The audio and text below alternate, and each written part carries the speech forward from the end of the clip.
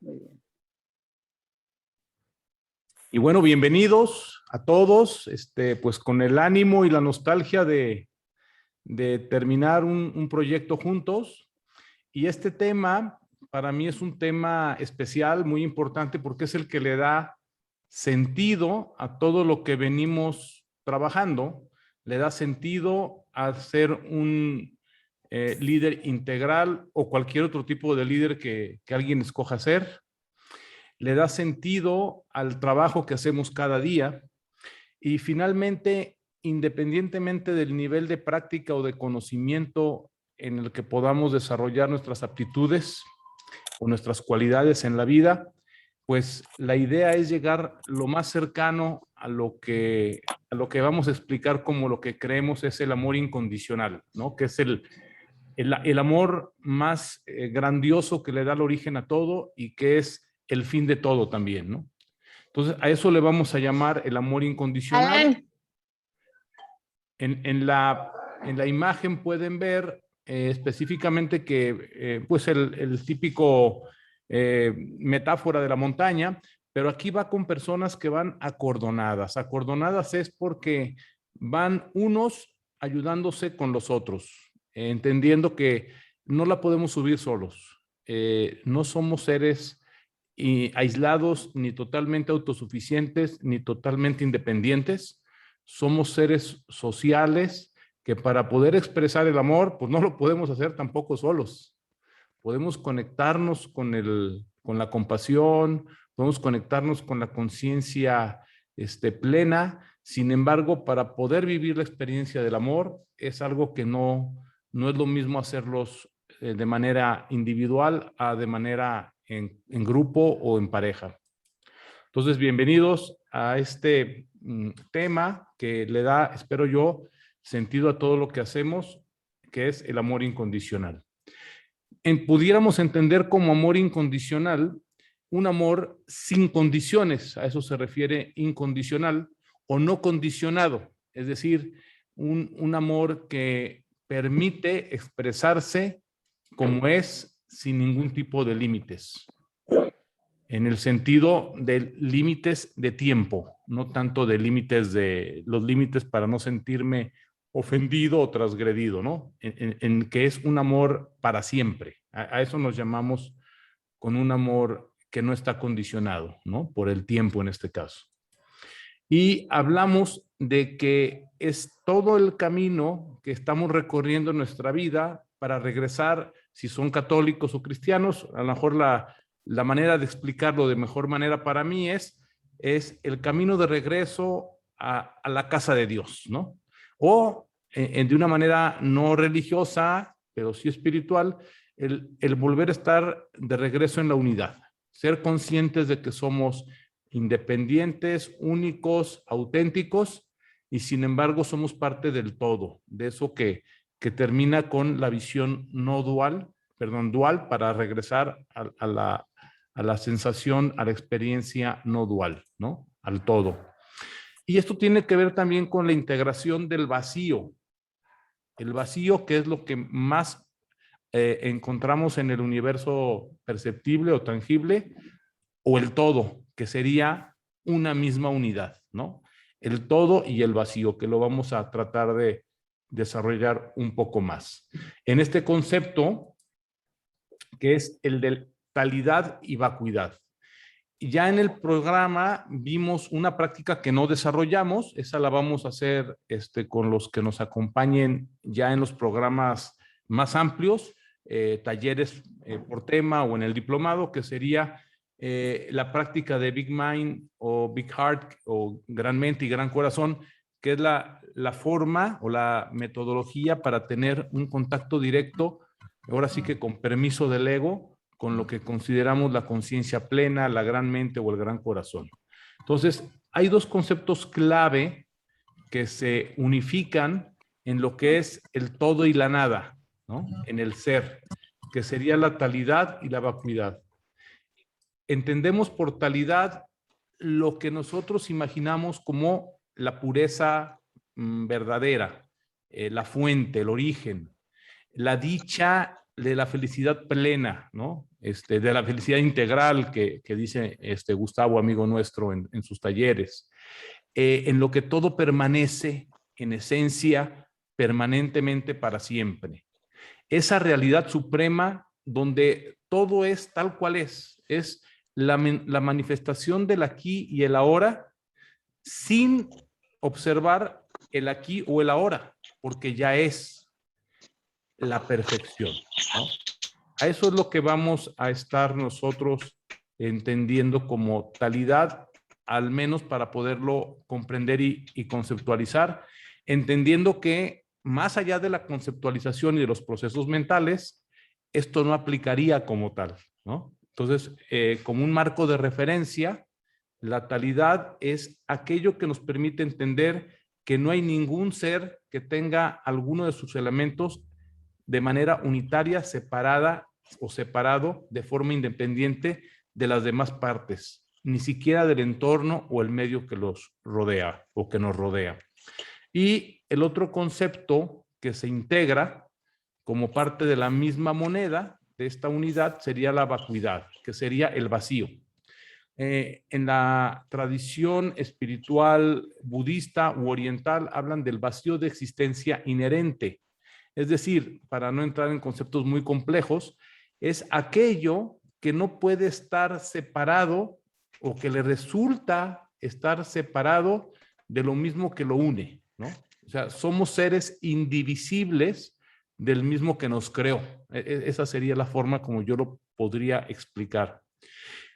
Ya de manera más occidentalizada, Viktor Frankl habla de la vacuidad del ser como la necesidad que tenemos de generarle un significado, un sentido a nuestra existencia o a la vida. Este es ese vacío que tenemos que nos impulsa a buscar ese significado que necesitamos descubrir para que nuestra vida tenga sentido. Y otra manera de explicarlo es como el vacío y el todo se unen en una sola unidad. Entonces, nosotros seríamos, nosotros los seres, como la vasija de barro que contiene esa energía que se manifiesta en nuestro espíritu. Se quita la vasija, ¿no? Se rompe la vasija, desaparece, sin embargo, lo demás queda. La manera de materializarnos, así como nuestro cuerpo, sería con el ejemplo de que somos el vaso que contiene el agua o la vasija que contiene el aire. Cuando nos vemos a nosotros mismos en el espejo, vemos una cara, pero no vemos una esencia, no vemos un ser. Vernos nosotros a nosotros mismos es como vernos en nuestra propia ilusión, ¿no? Y entonces hablamos de, por eso el ego consciente, cuando ya somos también hacia el interior de nosotros mismos, esa unidad que estamos buscando insaciablemente desde que nacemos. Y entonces podemos ir creando o podemos ir desarrollando la conciencia que hablábamos nosotros de la conciencia relativa, que se puede ir desarrollando en grados de conciencia hasta ahora en 3 grados que son los que conocemos. No quiere decir que no pueda haber más, pero hasta ahora esa conciencia relativa que se puede desarrollar cuando se une en un estado de conciencia en cualquier nivel en el que nos encontremos, puede encontrar ese estado de conciencia trascendente, donde el observador que somos deja de ver al sujeto que somos nosotros mismos. En ese momento podemos empezar a conectar y generar lo que nosotros explicamos o que yo les quiero explicar como la conciencia trascendente, en la cual, por eso hoy no tengo para explicar el amor incondicional, el modelo de las 4 dimensiones, porque ya no hay dimensiones, no existe sujeto, no existe objeto. En la unidad, las líneas, los estados, los niveles, las tipologías, las dimensiones tetraemergen en una sola unidad, donde no existe la diferencia entre sujeto u objeto. Y a eso yo le llamo la conciencia trascendente. O el amor sin límites, que decíamos, ¿no? El amor sin límites, que es una manera de explicar el amor incondicional, que es más que un afecto, es un amor sin expectativas que no termina. El amor como lo conocemos, el sentimiento del amor como lo conocemos, está lleno de expectativas que generan apegos, que generan desilusiones, que generan el estar midiendo, ¿no?, el nivel de amor en el cual estamos nosotros transitando por la vida. Y cuando encontremos o cuando descubramos el amor incondicional, desaparecen las expectativas, desaparecen los apegos, incluso a la vida misma, porque la vida misma siempre ha sido y siempre será. Y entonces es algo que nunca va a terminar. Es una manera diferente de explicar la eternidad, ¿no? El amor sin límites.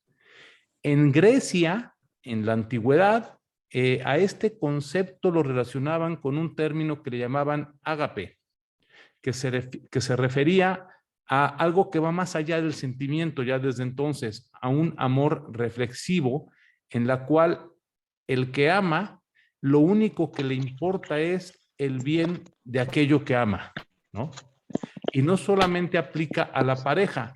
En el caso de los griegos, esto lo diferenciaban, por ejemplo, de Eros, ¿no?, que cuando empezaban a descubrir la relación con la sexualidad, que ahora lo manejamos en líneas complementarias. Por eso recordarán el tema de sexualidad integral. Ya no es un tema que va independiente o en paralelo, sino que va dentro del mismo concepto que nos permite encontrar las líneas de integración con el amor incondicional, ¿no? Es otro camino de poder encontrar esa unidad que tanto buscamos.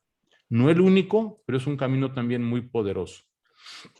Entonces, este amor incondicional que lo venimos buscando afanosamente desde nuestro nacimiento, desde cualquiera que sea nuestro propósito o misión en la vida, es un poder inconmensurable que tiene la fuerza de lograr entrar en contacto con todo el poder que existe en el universo, porque es lo que lo sustenta y permite que las cosas existen y sigan manteniendo un equilibrio, yo le llamo dinámico, ¿no?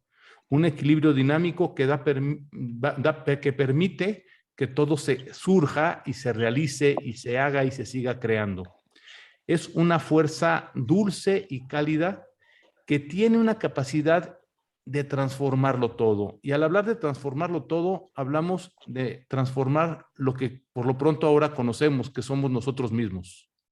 Cuando nosotros podemos conectar con esa unidad del amor que generó la vida y que nos ha transformado con esa fuerza dulce y cálida que estamos explicando, nuestra vida se puede transformar. Podemos ser aquello a lo que o por lo que fuimos creados.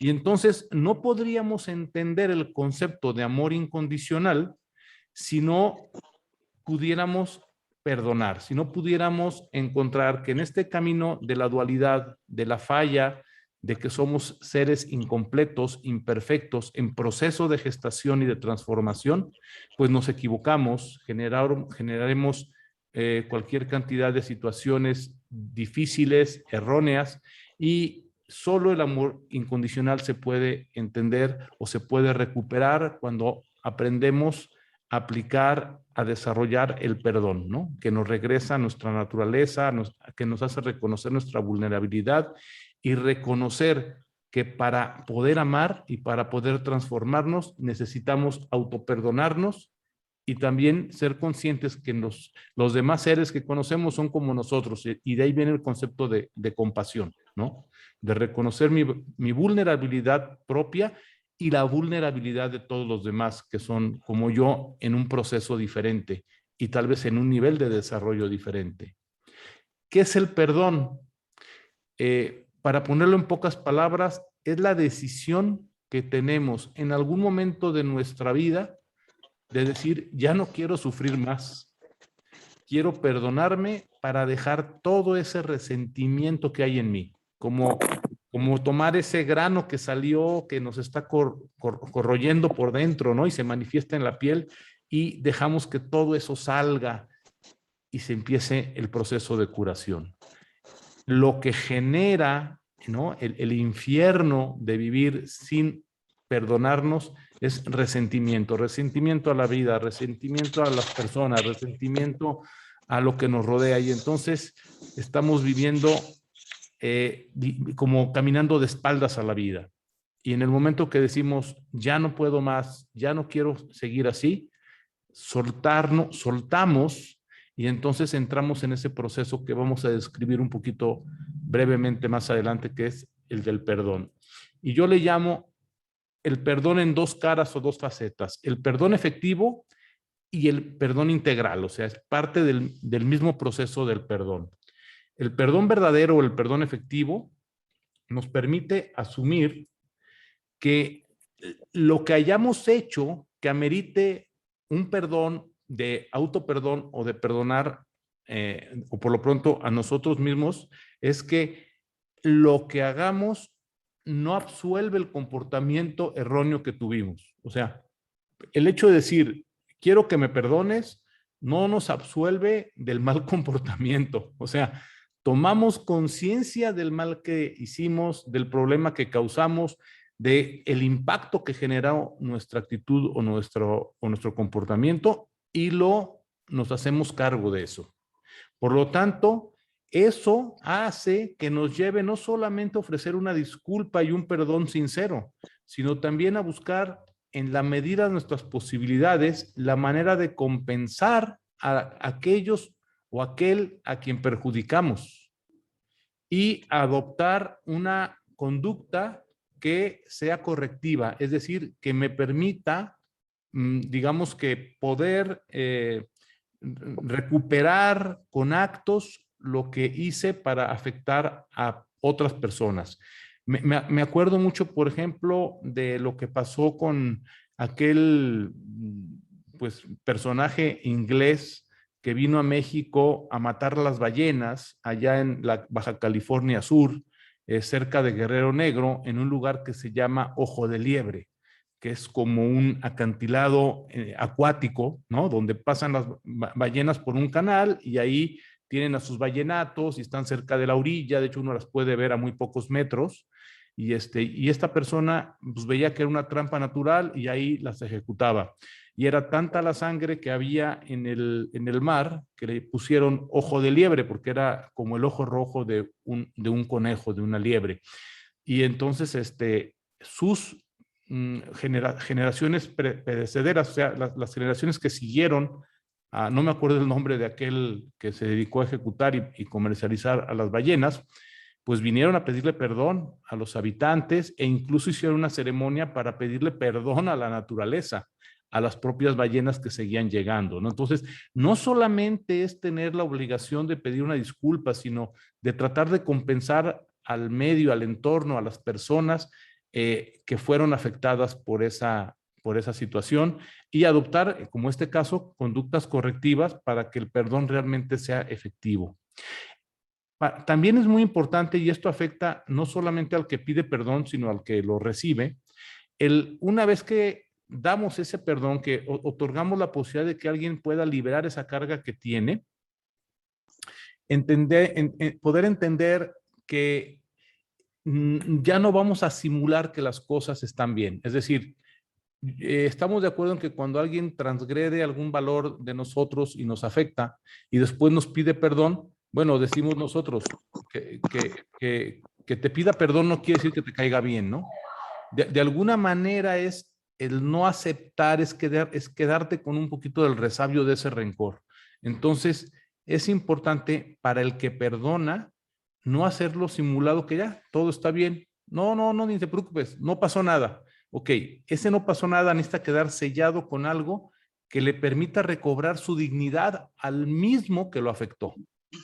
Porque si el hecho de soberbia, decir, no, está bien, ya no pasó nada, es como decir, pues mira, yo soy más que tú, entonces te veo por arribita y pues ya, mira, pobrecito niñito, te equivocaste, ¿no? Entonces no le permites a la persona recobrar su integridad. Entonces se necesita darle la oportunidad de que pueda recobrar la posibilidad de reintegrarse consigo mismo. Y así vamos a hacer que sea de dos o de más personas, si son las involucradas, para que el perdón exista, sea verdadero. Por eso es importante que no haya una actitud de superioridad moral, ¿no? Ni tampoco de hacerlo por piedad.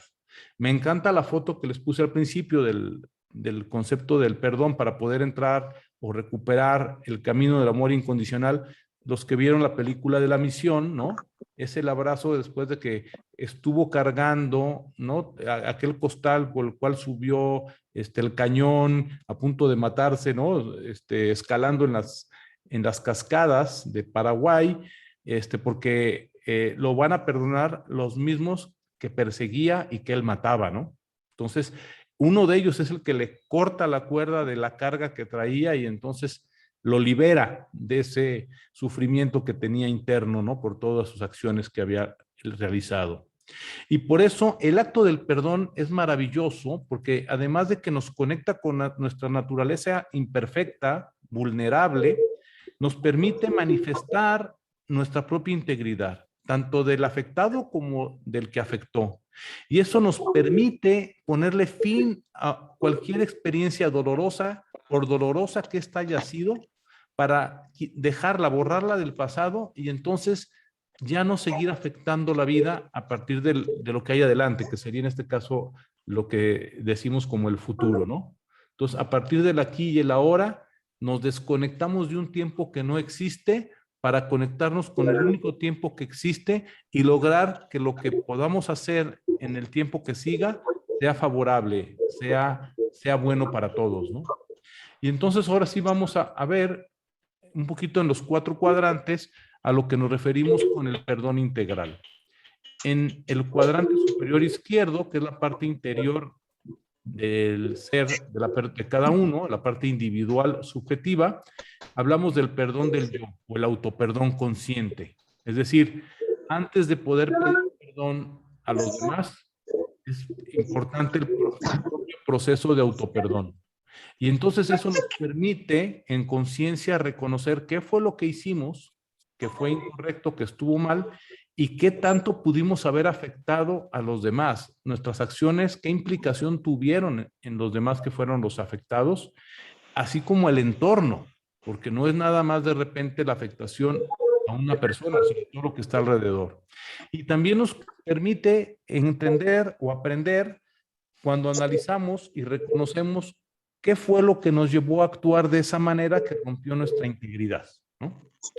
Entonces, ese mismo es otro camino para que podamos crecer, para que podamos desarrollar nuestros niveles de conciencia en la búsqueda de los otros grados que hemos platicado en todo el programa. Y tenemos también en la segunda dimensión, en la parte inferior izquierda, en la parte intersubjetiva, lo que llamamos el perdón interpersonal. Es decir, una vez que estamos de acuerdo con el otro, que la afectación es no la que yo creo nada más, sino la que la otra persona o las otras personas me explican de cómo fue el impacto que tuvieron mis acciones. Entonces, de la mano de ellos encontramos la manera de restituir la integridad, ¿no? Acorde a mis posibilidades. Si me piden algo que está fuera de mis posibilidades, pues evidentemente no va a ser viable esa manera de generar un proceso de perdón. Sin embargo, en la actitud de protagonista podremos proponer maneras que lo podamos hacer acorde a nuestras propias posibilidades para recuperar lo más importante que tenemos en la vida, que es nuestra propia integridad. Y entonces, en el tercer cuadrante, que sería el superior derecho, el tercero, hablamos de lo que estábamos explicando como el perdón efectivo. El perdón efectivo es cuando se sella el compromiso del perdón y quedo exonerado o exonero a la otra o a las otras personas de la situación que haya generado el problema o la transgresión a nuestros valores. Y eso ya nos permite entrar al proceso de verlo como el objeto que va a ser lo que sella el compromiso. ¿De acuerdo? Por ahí alguien trae mucho ruido en su micrófono, si gusta ponerlo en silencio. Sí, ¿por qué no cierran los micrófonos? Hay como 4 personas que tienen el micrófono abierto y se oye otro ruido. Vamos a hacerlo así, si no yo lo puedo cerrar desde aquí, pero está bien, parece que sí nos escucharon. Muchas gracias a quien lo pudo cerrar. Si lo tienen sin ruido, pues lo pueden abrir. Y finalmente acabamos, el resultado es que acabamos de martirizarnos a nosotros y martirizar al afectado, y ese es el resultado, ese sería el perdón objetivo, ¿no? Cuando ambos, el afectado y el que afectó, pueden generar un camino de resurgimiento, de reintegración. Y en la parte sistémica, si hacemos bien el proceso en las 4 dimensiones, diríamos que regresamos nuestra mirada a la vida. Porque cuando vamos con resentimiento, cuando vamos con los sentimientos de culpa, estamos viendo hacia la muerte. Y esta es una forma de restituir nuestro camino hacia la vida. Y por eso este elemento del perdón lo ponemos en esta explicación del desarrollo del tema e incluso en ejercicios para poder tener prácticas de perdón y hacernos mucho más especialistas para poder avanzar, porque si no tenemos este tema resuelto, difícilmente podemos avanzar en los demás temas que vamos desarrollando en nuestra vida. No se diga nuestros proyectos, ¿no? Inconscientemente los seguimos boicoteando. Entonces es muy importante antes de empezar cualquier proyecto, pues ver que tengamos la mochila vacía, ¿verdad? El doctor Hawkins, que ahorita vamos a hablar un poquito más de él, encuentra ya científicamente una manera de conocer los niveles de frecuencia que existe en las emociones. Y pongo esta gráfica aquí porque si se fijan ustedes, si parten de hasta abajo en la parte descendiente, ¿no? Donde dice, pues está la muerte del lado derecho y el no tener ganas de vivir. Fíjense, la parte de la vergüenza y la culpa es exactamente la emoción que más nos afecta en una frecuencia para poder vivir. Estamos tal cual pegaditos a la mirada de la muerte, ¿no? Es como muertos en vida. Entonces, por eso es tan importante trabajar con el perdón, porque no podemos subir toda esta espiral en ascendente hasta llegar, fíjense, lo más íntegro que hay, ¿no? Lo más iluminado es el amor incondicional. Es donde tenemos viviendo al 100% nuestro ser en integridad, en la unidad. Y entonces, nomás vean aquí todas las escaleras que hay. Si no se tiene la posibilidad de autoperdonarnos y perdonar cualquier situación que se nos haya presentado en nuestra vida, pues por más cursos que vayamos, por más conferencias que demos, pues nuestro camino de retorno a la unidad está muy complicado de lograrse. Entonces, aquí vemos cómo en el extremo superior está el amor incondicional y en el límite inferior la culpa, que nos genera apatía, que nos genera rencor, vergüenza, ¿verdad? Y entonces el siguiente escalón es pasar a la de la víctima, ¿no? La actitud de la víctima está muy relacionada con el de la culpa, porque ya es una manera de decidir o de elegir que incluso por conveniencia o por falta de recursos son actitudes que nosotros vamos decidiendo tomar en nuestra vida. Entonces, esta frecuencia hace que nuestro sistema esté vibrando de una manera muy baja y entonces pues tenemos muy pocas posibilidades de tener autorrealización, desarrollo, pareja, proyectos de bienestar en nuestra vida. El doctor David Hawkins habla de niveles de frecuencia y ya las mide en un índice que está bien interesante, donde dice que cuando menos, ¿no? Bueno, una meta razonable es buscar vivir en 500, ¿no? niveles o más, que ya estaríamos en la vibración del amor. Si se fijan, la vibración del amor está en la parte azul, más o menos en medio. Y fíjense, ¿qué te produce el amor? Alegría. Entonces, el tener amor, pues te genera alegría y también te genera paz. Entonces, la paz, que es algo que buscamos constantemente, ¿no? En los talleres lo que buscamos es la manera de restituir aquello que te robó la paz, ¿no? O aquello que dejaste en el camino que se quedó tu paz y no te permitió seguir creciendo. Y fíjense cómo en el nivel más bajo está la frecuencia, perdón, la vergüenza, el remordimiento, la apatía, ¿no? Y bueno, un indicador pues será el sufrimiento. Y la madre de los sentimientos que nos van generando una baja en nuestras frecuencias es el miedo. El deseo, que viene siendo una expectativa, por eso un amor incondicional es un amor sin expectativas. Ni siquiera expectativas de mí mismo, porque entonces es la trampa perfecta para alcanzar el máximo nivel de sufrimiento, cuando yo busco ser la mejor expectativa de mí mismo o, peor aún, buscar lograr las expectativas de mí para los otros, ¿no? Y entonces, cuando estamos en un proceso de desarrollo de niveles de conciencia, ya integrados, no solamente como un estado temporal, pues vamos pudiendo vivir en estos niveles donde ya podemos encontrar como una manera de vida el amor. Y del amor todavía podemos seguir creciendo, ¿no? Hablan acá de él, lo que sería el tercer grado de conciencia, estamos ya en lo que ellos, lo que podríamos explicarlo en los niveles de conciencia como la iluminación, ¿no? Entonces, lo que dice también el doctor Hopkins, que es muy interesante, es que en el nivel de frecuencias que nos estamos desarrollando, no solamente estamos afectando nuestra propia vida y nuestro propio cuerpo, nuestra propia conciencia, sino también ese campo electromagnético que inunda al que está cerca de nosotros, pues le estamos pasando estas frecuencias y los afectamos tanto positiva como negativamente.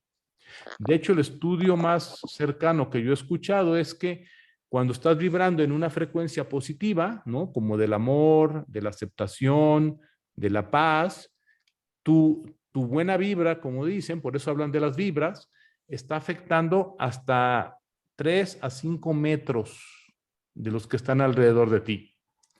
La mala noticia es que la frecuencia negativa afecta al triple de distancia, a más de 10 metros. Por eso la percibimos, ¿no? Por eso pues le corremos cuando sentimos que alguien trae así como que una mala actitud, ¿no? Que es una manera de leer las frecuencias, una mala cara.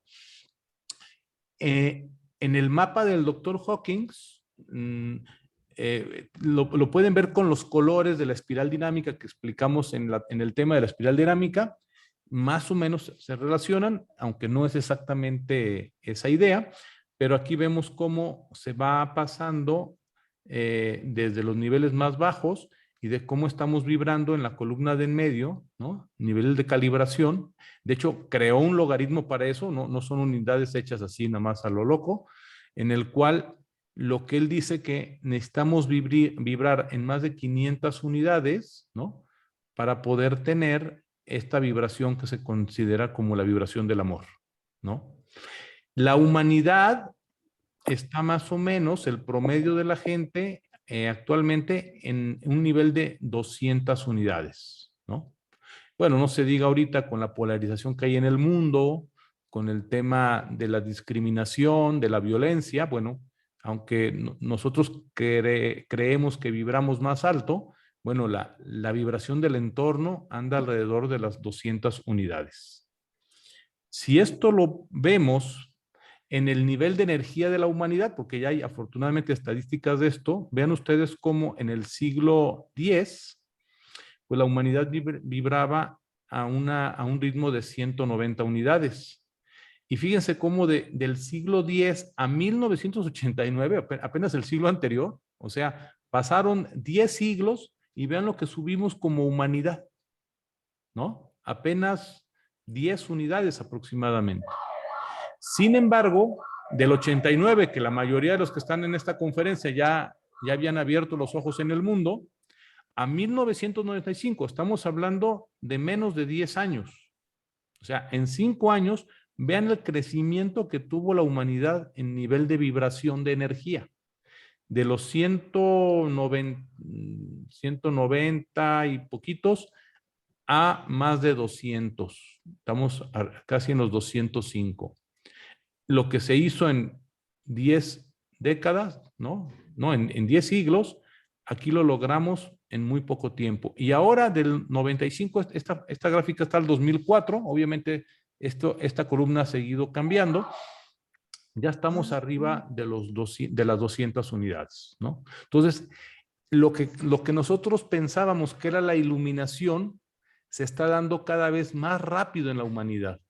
Por eso el reto no nada más es trabajar con los que estábamos o estamos dormidos para despertar, sino ahora a desarrollar nuestros niveles de conciencia, que ese es el trabajo que hacemos con programas como este. ¿Cómo se distribuye esta energía espiritual en el mundo? Este estudio se hizo cuando había 6,000 millones de habitantes. Ya ven que ahorita ya andamos cerca de los 7,000, ¿no? Entonces, hablan de que en el mundo, en este estado, el máximo nivel, ¿se acuerdan que era el de la iluminación de más de 700 unidades o de 700 unidades? Se encontraban apenas 12 personas de todo el mundo. Esto es en el 2004. Hoy se calcula que es más o menos el 3% de la población, o sea, hemos crecido todavía un 1% más. En la vibración de arriba de lo que es ya el amor, ¿no? Estamos hablando, o sea, de las 500 unidades, tenemos en 600 unidades a 600 personas. Esto sería como el segundo grado de conciencia. Pero ¿se acuerdan que el segundo grado de conciencia se componía de 2 niveles? Esto sería como el nivel alto de ese segundo grado de conciencia. Se consideraba que había en el mundo sobre 600 personas, que era el 1% de la población. Hoy parece que este 1% ha crecido también a un 5%, entre un 3 y un 5%. Y en el segundo grado de conciencia, que es el que yo aspiro, al que con este tipo de programas podamos empezar a transitar ustedes y yo también, estamos hablando de que al 2004 era el 4% de la población mundial, que eran aproximadamente 240 millones de personas. No es poca cosa. Calculamos que este 4% hoy es un 8% al 2020-21. Bueno, después de Trump y del COVID y de lo que tenemos aquí en nuestro gobierno, no sé si habremos bajado algún escalón. Creo que no, porque ya ven que los niveles son fijos. Lo que va cambiando son los estados. Pero bueno, vamos a pensar que a lo mejor no estamos teniendo el mismo ritmo de crecimiento, pero ya estamos cerca de un 10% de la población mundial, lo cual no es poca cosa. Por eso empezamos a encontrar otro tipo de necesidades, la gente está viviendo de otra manera, están cambiando los modelos de convivencia, de familia, no se diga el tema de los géneros, ¿no? No es en balde, por eso estamos viendo todo eso hoy en día. Esto dice que el avance promedio de nuestra vida, ¿no? Es de 5 puntos, o sea, en toda nuestra vida nosotros creceríamos hasta 5 puntos. Una vida promedio de unos 75, 80 años, esto es lo que lograría. La buena noticia es que parte de la metodología de este programa que estamos viendo está soportada en una metodología que llamamos práctica integral de vida, es de donde salen las prácticas que estamos desarrollando o diseñando, y esto hace que más o menos en procesos de 5 a 6 años, con un acompañamiento efectivo, una persona que está comprometida con desarrollar su conciencia en todas las dimensiones, trabajando cuerpo, mente, espíritu y sombra, y de manera de apoyo temas como la sexualidad, nos permite cambiar de nivel de conciencia más o menos cada 5 o 6 años. Entonces, si estuvieran ustedes en una conciencia azul, para llegar a la conciencia verde, que es la antesala a la de segundo grado, estaríamos hablando de un promedio de 15 años. Si están en la naranja, que son ya un grado y medio, digámoslo así, antes de la conciencia verde, pues serían 5 a 8 años.